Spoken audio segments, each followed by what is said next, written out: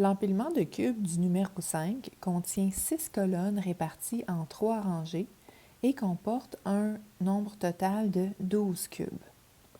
La rangée arrière commence par une colonne de 1 cube de haut, donc un cube seul, à côté duquel j'ai une colonne de 2 cubes, donc 1 et 2, et à côté de ça, j'ai une colonne de 3 cubes, donc 1, 2 et 3. Donc ça, c'est ma rangée arrière. Ensuite, la rangée du milieu commence par une colonne de 3 cubes de haut ici à l'avant. Donc, premier cube, je le place pour que son arête supérieure arrière, donc cette arête-ci, soit adjacente avec l'autre. Ensuite, le deuxième cube sera par-dessus. Ça fait que ça cache complètement le cube qui est à l'arrière. Et un troisième cube encore par-dessus. À la droite de ces 3 cubes, j'aurai une colonne de 2 cubes de haut ici. Donc, premier cube en bas, adjacent à la première colonne. Deuxième cube par-dessus. Voilà.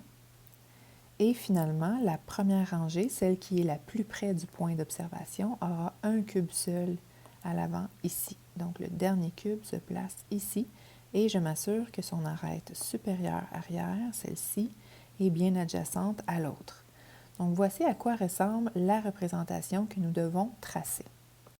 Quand je procède à l'écrit, je commence toujours par la face avant de la première rangée. La première rangée a un seul cube, donc j'ai une seule face avant à tracer. C'est un carré. Donc mon cube n'a aucun autre cube à côté, alors je peux tracer mes arêtes fuyantes qui sont des demi-segments vers le prochain point à l'oblique.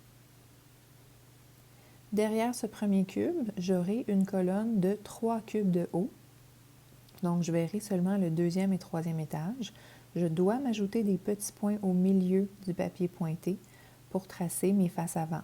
Donc, la face du deuxième étage et du troisième étage.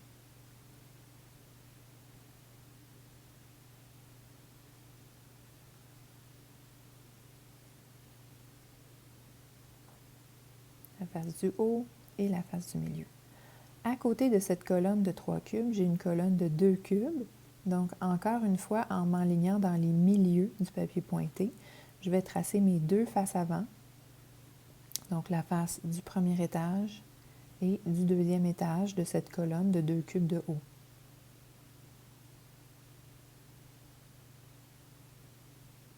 Face du bas, deuxième étage. Lorsque toutes mes faces avant, 3 cubes, 1, 2, 3, c'est bien ça, 2 cubes, 1, 2. Donc maintenant, je peux tracer mes arêtes fuyantes. Comme j'étais déjà dans le milieu, toutes mes arêtes fuyantes vont relier le prochain point oblique, ce qui est plus rapide. Et ensuite, je trace les arêtes des faces arrière. Et cela complétera la deuxième rangée, qui est la rangée du milieu. Derrière, j'aurai une première colonne de 1 cube de haut qui sera complètement cachée. On ne le voit pas du tout. À côté, une colonne de 2 cubes de haut, derrière une autre colonne de 2 cubes de haut. Donc, tout ce qu'on verra, c'est sa face supérieure. Mais avant de tracer ces arêtes fuyantes, je vais quand même tracer les faces avant de l'autre colonne qui a 3 cubes de haut. Ça va me permettre de déterminer là, quelle arête fuyante je peux tracer ou ne pas tracer. Donc ici, ce sera la face avant du troisième cube, le cube du troisième étage. Et je vais dessiner mes deux autres faces avant. Donc étage 1, étage 2, étage 3. Donc le petit point ici, je peux l'effacer.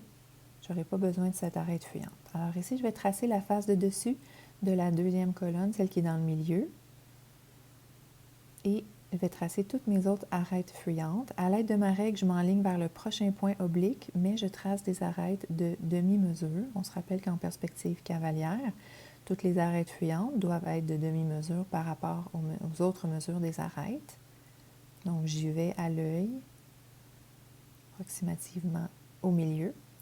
Et ensuite, je trace les arêtes correspondant à la face arrière. Donc ça, c'est ma colonne de 3 cubes de haut. À côté, j'ai 2 cubes de haut, mais je vois juste la face dessus. Et celui qui est seul, on ne le voit pas du tout. Voilà, ceci complète la représentation du numéro 5.